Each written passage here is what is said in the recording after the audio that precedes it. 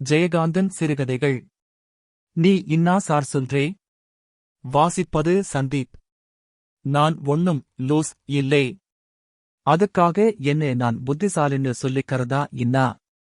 எனக்கு கொடுத்திருக்கிற வேலையை ஒழுங்காகத்தான் செய்கிறேன். அதிலே ஒரு சின்ன மிஸ்டேக் சொல்ல முடியாது. எங்க முதலாளிக்கு, மானேஜர் சாருக்கு எல்லாருக்கும் என்கிட்டே ரொம்ப பிரியம். அதான் சார். நவஜோதி ஓட்டல்னு சொன்னா தெரியாதவங்க யாரு? அந்த ஓட்டல்லே 3வது மாடியிலே நான் இருக்கேன். பேரு பாண்டியன். சும்மா ரோட்டுக்கா போய்கிட்டிருக்கும் போதே அப்படி பார்த்தா நான் உங்க கண்ணிலே ஆம்பிட்டுக்குவேன். ஆனா நம்பகிட்டே ஒரு பழக்கம். அது நல்லதோ கெட்டதோ? யாருக்கிட்டேயும் அனாவசியமா பேசிக்க மாட்டேன். நான் பேசறதே இல்லை. பின்னே என்னா சார் பேசறதுக்கு இன்னா இருக்குது? ரொம்ப பேசறவனே நம்பவே கூடாது சார். அவனுக்கு புத்தியே இருக்காது.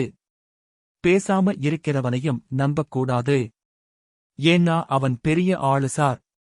சமயம் வாச்சா ஆளையே தீர்த்துப்பிடுவான். அந்தா பெரிய ஓட்டல்லே நீ இன்னாடா பண்றே பாண்டியா ன்னு கேப்பீங்க. ஐயாதான் 3வது மாடியிலே வெயிட்டர் பாய். இன்னா சார் வெயிட்டர் பாயின்னா கேவலமா பூடுச்சா? நீ கூட போட மாட்டே சார். அந்த மாதிரி ஒயிட் டிரஸ், இடுப்பிலே கட்டியிருக்கிற பெல்டூ இருக்கே, அசல் சில்க், சார் சில்க். பொத்தானெல்லாம் சும்மா பளபளன்னு. ஒரு தடவை வந்து நம்மை கண்டுகினு போ சார். யார் வேணாலும் வரலாம். ரூம் வாடகைதான் 15 ரூபா. மாசத்துக்கான்னு கேட்காதே. இவன் யாரோ சுத்த நாட்புறம்னு கேலி பண்ணுவாங்க. ஒரு நாளைக்கு 15 ரூபா நைனா, ரூமெல்லாம் படா டமாசா இருக்கும். சோபாவுங்க இன்னா, கட்டிலுங்க இன்னா, கண்ணாடிங்க இன்னா, பாத்ரூம்லே கண்ணாடிங்க வேற, ஒவ்வொருப்பா சுட் தண்ணி, பஸ் தண்ணி வேற இன்னா ஓணும். மணி அடிச்சா நான் ஓடியாந்துருவேன். ஒரு தடவை வந்து தங்கி பாரு சார். படா மஜாவா இருக்கும். வந்தா 3வது மாடியிலே தங்கு சார். அப்பத்தான் நான் கண்டுக்குவேன். மத்த பசங்க மாதிரி தலையை சொரிஞ்சிக்கினு பக்சிஸ் கேட்க மாட்டேன். குடுத்தாலும் வாங்கிக்க மாட்டேன். அதிலே நான் ரொம்ப ஸ்டிரிக்ட். 3வது மாடியிலிருந்து ரூப் கார்டனுக்கு போறது ரொம்ப சுழுவு. நான் ஏன் இம்மா கம்பல் பண்ணி கூப்பிட்டேன்னு யோசிக்கிறியா சார்? ஒரு விஷயம் ஒண்ணு கேட்கணும், அதுக்குத்தான். இன்னா விஷயம்னு கேப்பீங்க. வந்தாத்தானே சொல்லலாம். மின்னே மாதிரி இல்லே இப்போ. மின்னெல்லாம் புச்சா யாராச்சும் வந்துட்டா, சார் ஒரு கடுதாசி எழுதணும்னு காகிதத்தை கையிலே வெச்சுக்கினு படா பேஜார் கொடுப்பேன். இப்ப அப்படி எல்லாம் இல்லை. நீங்க பயப்படாம வரலாம். கடுதாசின்னு சொன்னப்புறம் ஞாபகம் வருது சார். எங்கிட்ட அந்த மாதிரி எல்லாருகிட்டையும் எழுதி வாங்கின கடுதாசி நிறைய கிடக்குது. எல்லாம் நனைஞ்சு, எழுத்தெல்லாம் கலைஞ்சி போட்டுது சார். எப்படி நனைஞ்சுது? அழுது நனைஞ்சி போச்சி. இப்பெல்லாம் நான் அழுவறதே இல்லை. அதெல்லாம் நினைச்சா சிரிப்பு வருது. அப்பெல்லாம் எனக்கு என்னமோ ஒரு வேகம் பொறந்துடும். கடுதாசி எழுதலேன்னா தலைவடிச்சு போற மாதிரி. கடுதாசி யாருக்குன்னு கேக்கறியா? ஊர்லே இருக்கிற எங்க மாமனுக்குத்தான். எங்க மாமனை நீங்க பார்த்ததில்லையே சார். அவரு பெரிய ஜவான். மீசைய பார்த்தாவே நீங்க பயந்து டூவீங்க. அவரே நினைச்சா இப்ப கூட எனக்கு கொஞ்சம் தில்லுதான். தோ இம்மா ஒசரம், நல்ல பாடி. அந்த ஆளு பட்டாளத்துக்கு போனவர் சார். சண்டையிலே கொலை எல்லாம் பண்ணியிருக்காராம். 10 ஐப்பான்காரங்களை கையாலே புடிச்சு அப்படியே கழுத்தை நெரிச்சிக் கொன்னு போட்டாராம். அவர்தான் சார் எங்க மாமன். ஏன் சார்? எனக்கு ஒரு விஷயம் ரொம்ப நாளா கேட்கணும்னு. கொலை பண்ணா ஜெயிலே பிடிச்சு போடுறாங்களே. பட்டாளத்துக்கு போய் கொலை பண்ணா ஏன் சார் ஜெயிலே போடுறதில்லே? மாமனை பிடிச்சி ஜெயிலே போடணும் சார். அப்போ பாக்கறதுக்கு ரொம்ப நல்லா இருக்கும். கம்பிக்கு அந்த பக்கம் மாமன் நிக்கும். நான் இந்த பக்கம் நின்னுக்கிட்டு, வேணும் கட்டைக்கு வேணும், வெங்கலக் கட்டைக்கு வேணும்னு ஒழுங்கு காட்டிக்கிட்டு சிரிப்பேன். அம்மாடி! அப்போ பாக்கணும் மாமன் மூஞ்சியை. மீசைய முறுக்கிட்டு பல்லை கடிச்சிக்கினு உருமினார்னா அவ்வளவுதான். நான் நிப்பனா அங்கே. ஒரே ஓட்டம். ஹோ, எதுக்கு ஓடணும்? அதுதான் நடுவாலே கம்பி இருக்கே. பயப்படாமா? நின்னுக்கிட்டு சிரிப்பேன். மாமனுக்கு வெறி பிடிச்சி. கோபம் தாங்காம கம்பியிலே முட்டிக்கும் ஜெயில் கம்பி எம்மா ஸ்ட்ராங்கா போட்டிருப்பாங்க. இவரு பலம் அதுக்கிட்டே நடக்குமா? மண்டை உடைஞ்சி ரத்தம் கொட்டும். சி. இது இன்னா நினைப்பு. பாவம் மாமன். என்னமோ கோவத்திலே என்னை வெட்டறதுக்கு வந்துட்டது. அதுக்கு எம்மேலே ரொம்ப ஆசை. அம்மா, அப்பா இல்லாத என்னை வளர்த்து ஆளாக்கினது அதுதானே. மாமன் கிட்டே உனக்கு ஏண்டா இம்மாம் கோவம்னு கேப்பீங்க. இதான் சார் விஷயம். மாமனுக்கு ஒரு மவ இருக்கா சார். அவள நான் தான் கண்ணாலம் கட்டிக்கணும்னு மாமன் சொல்லிச்சி. நான் மாட்டேன்னிட்டேன். அது இன்னா சார் கண்ணாலம் கட்டிக்கிறது? முடியவே முடியாதுன்னு சொல்லிட்டேன். அவன் இன்னா ஆளு? படா கில்லாடியாச்சே, உடுவானா? ஆச்சா போச்சா அறுத்துப் புடுவேன், வெட்டி புடுவேன்னு மிரட்டினான். அவன் பிளான் இன்னா தெரியுமா? கத்திய கையிலே வெச்சிக்கினு கட்டோடா தாலி என்ன சொல்றது? இல்லேன்னா ஒரே வெட்டு, கலியான பந்தல்லையே என்ன பலி கொடுத்துடுறதுன்னு. இதக் கேட்டவுடனே எனக்கு கையும் ஓடலே, காலும் ஓடலே. அவன் செய்வான் சார், செய்வான். இந்த நியூஸ் எனக்கு யாரு கொடுத்தான்னு கேளுங்க. எங்க மாமன் மவதான். அதுக்கு எங்கிட்டே ரொம்ப பிரியம் சார். 2 பேரும் சின்னத்திலிருந்து ஒன்னா விளையாடினவங்க சார்.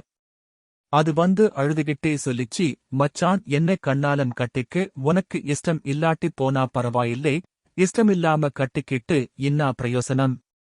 மாட்டேன்னு சொன்னா உன்னை வெட்டி போடுவேன்னு அப்பன் சொல்லுது. அப்பன் குணம்தான் உனக்கு தெரியுமே. நீ எங்கேயாவது போயிடு மச்சான்னு வள்ளி அழுவும்போது அதான் அது பேரு. ஒரு நிமிஷம் எனக்கு தோணிச்சி, இவ்வளவு ஆசை வச்சிருக்காளே, இவளையே கட்டிக்கினா இன்னான்னு. ஆனா அந்த கொலைகாரன் மவளைக் கட்டிக்கிட்டா, அவன் ஆனா உன்னா வெட்டுவேன் குத்துவேன்னு கத்திய தூக்கிட்டு வருவானேன்னு நினைச்சுக்கிட்டேன். அன்னைக்கு ராவோட ராவா ரயிலேறி மெட்ராஸிக்கு வந்துட்டேன். ரயில் சார்ஜிக்கு கையிலே கொஞ்சம் பணம் கொடுத்தது வள்ளிதான். பாவம் வள்ளி. எங்கனாச்சும் கண்ணாலம் கட்டிக்கினோ நல்லபடியா வாழணும். அந்த விஷயம் தெரிஞ்சிக்கிறதுக்குத்தான் சார் கடுதாசி எழுதணும். அடிக்கடி தோணும். தோணும் போதெல்லாம் யாருகிட்டேயாவது போயி சொல்லி எழுதச் சொல்றது. எழுதி எங்கே அனுப்புறது? அப்புறம் மாமனுக்கு தெரிஞ்சதுன்னா என்ன தேடிக்கிட்டு வந்துட்டா என்னா பண்றதுன்னு நினைச்சுக்கிட்டு பேசாம வச்சுக்குவேன். ஆனா பாவம், வள்ளி பொண்ணை நினைச்சா வருத்தமா இருக்கும். அவளை கண்ணாலம் கட்டிக்காம போனோமேன்னு நினைச்சா அழுகை அழுகையா வரும். நானே கண்ணாலம் கட்டிக்காம ஓடியாந்துட்டேனே. வேற எவன் வந்து அவளை கட்டிக்கப் போறான்? யாருமே கண்ணாலம் கட்டாம அவ வாழ்க்கையே வீணா போடுச்சோ. நினைச்சா நெஞ்சே வெடிச்சு போற மாதிரி வருத்தமா இருக்குது சார். ஹம். பொண்ணுன்னு ஒருத்தி பொறந்தா அவளுக்கு புருஷன்னு ஒருத்தன் பொறக்காமலா புற்றான். எல்லாத்துக்கும் கடவுள்னு ஒருத்தன் இருக்கான் சார்.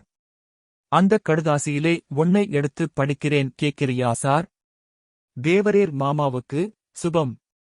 உன் சுபத்தையும் உன் மவள் அன்புமிக்க வள்ளியின் சுபத்துக்கும் எழுத வேண்டியது. உன் மவளை நான் கட்டிக்கலேன்னு மனசிலே ஒன்னும் வருத்தம் வெச்சிக்காதே. இவ்வளவு நாளு வள்ளிக்கு கண்ணாலம் காட்சியெல்லாம் நடந்து புள்ளைக்குட்டியோட புருஷன் வீட்லே வாழும்னு நினைக்கிறேன். இன்னா பண்றது? நான் கொடுத்து வெக்கலை. அதுக்காக எனக்கு ஒன்னும் வருத்தம் கிடையாது. இந்த சென்மத்திலே இல்லா காட்டியும் அடுத்த சென்மத்திலே நான் வள்ளியத்தான் கண்ணாலம் கட்டிக்குவேன்.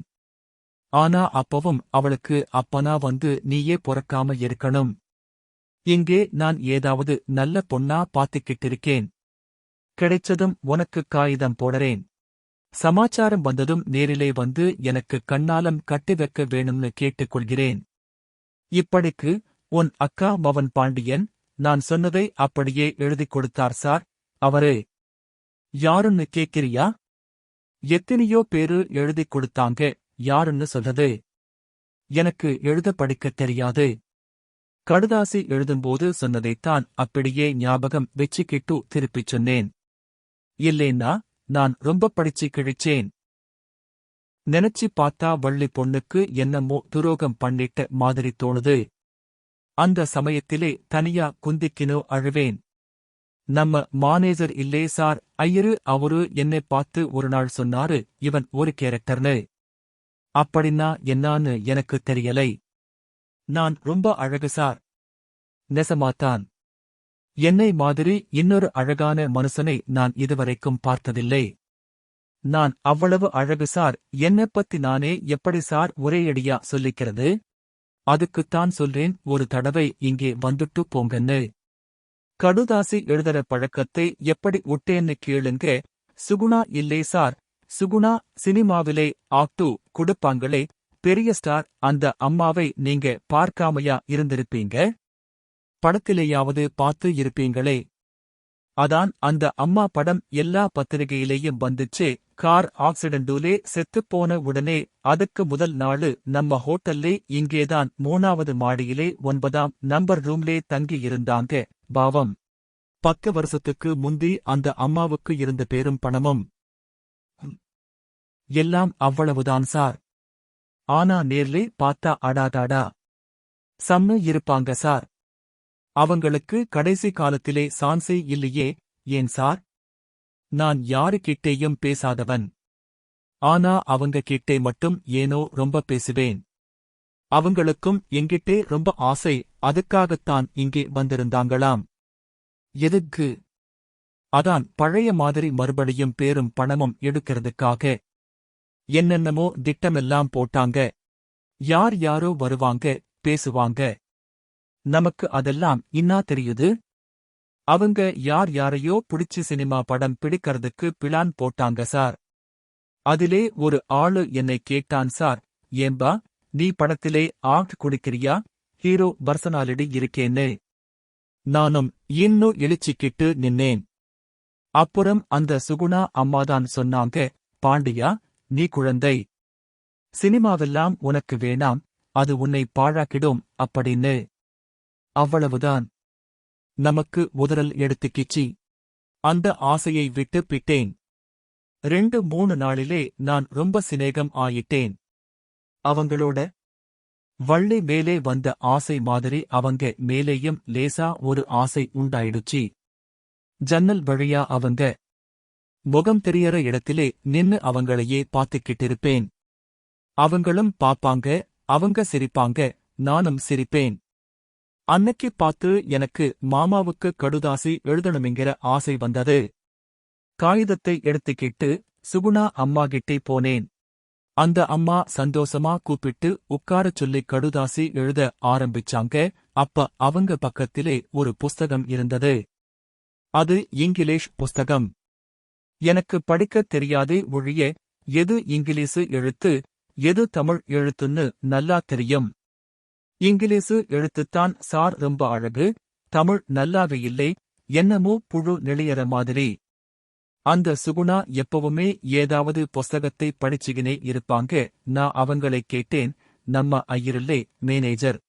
அவரு என்னை பார்த்து, இவன் ஒரு கேரக்டர்னு சொன்னார், அப்படின்னா என்ன அர்த்தம்னு. சுகுணா சிரிச்சுக்கிட்டே சொன்னாங்க, அவரு சொன்னதிலே ஒண்ணும் தப்பில்லே அப்படின்னா. அவங்க சொன்ன அர்த்தத்தை அப்படியே எனக்கு திருப்பிச் சொல்ல வரலே. ஆனா அர்த்தம் மட்டும் புரிஞ்சு போச்சு. நான் இன்னா சார் அப்படியா? அந்தச் சுகுணா சொல்வாங்க, என் கண்ணு ரொம்ப அழகாம், என் உதடு கீழுதடு இல்லை. அது ரொம்ப ரொம்ப அழகாம், நான் மன்மதனாம். எனக்கு அவங்க அப்படிச் சொல்லும்போது உடம்பெல்லாம் என்னமோ செய்யும். எனக்கு அவங்க மேலே ஆசை. ஆசைன்னா காதல் உண்டாயிருச்சி. போசார், எனக்கு வெக்கமாயிருக்கு. அன்னைக்கு கடுதாசி எழுதறப்போ நான் என் மனசுக்குள்ளே இருந்த ஆசையைச் சொல்லிப்பிட்டேன். கொஞ்சம் கூட பயப்படலே. அவங்க முகத்தை பார்த்தப்போ அப்படி ஒரு துணிச்சல். ஆனா எல்லாம் பொசுக்குனு போயிடுச்சு சார். என் மூஞ்சியையே பார்த்து கிட்டிருந்துட்டு திடீர்னு என்னை கட்டிப் பிடிச்சி அவங்க அந்த சுகுணா ஒன்னு அழுவ ஆரம்பிச்சுட்டாங்க சார். எனக்கும் அழ வந்துடுச்சு. நானும் அழுவறேன். அவங்களும் அழுவறாங்க. எனக்கு ஏன்னே புரியலே. அப்புறம் அவங்க சொன்னாங்க, அது எனக்கு நல்லா ஞாபகம் இருக்கு. நான் பாக்கியசாலிதான். ஆனா என்னோட இந்த வெளிவேவத்தைக் கண்டு நீ மயங்காதே. நான் வெறும் சக்கை. விவுச்சக்கை. ஒரு மனுவனுக்கு தரக்கூடிய இன்பம் எதுவும் எங்கிட்டே இல்லை. உன்னை அடையறதுக்கு நான் கொடுத்து வைக்கலே. அந்த பாக்கியம் இருந்தும் இல்லாம போன மாதிரி அடுத்த ஜென்மத்திலாவது நாம்ப ஒருத்தரை ஒருத்தர் அடையலாம். இன்னும் என்னென்னமோ சொல்லிக்கினே என் கையிலே முகத்தை புதைச்சிக்கிட்டு கதறிட்டாங்க. கதறி யாரு அவங்க? பெரிய சினிமா ஸ்டாரு சார். பாவம் அடுத்த நாளு அநியாயமா போட்டாங்களே சார். அவங்க கொடுத்த மோதிரம் ஒண்ணு தூ விரல்லே கிடக்கு. ஆனா அந்த அம்மா ஐயரு என்னை சொல்ற மாதிரி அவங்களே ஒரு கேரக்டர் தான் சார். ஆனா அவங்க செத்தப்போ நான் வருத்தப்படவே இல்லை சார். நான் எப்ப சாகறதுன்னு தான் அடிக்கடி யோசிக்கிறேன் சார்.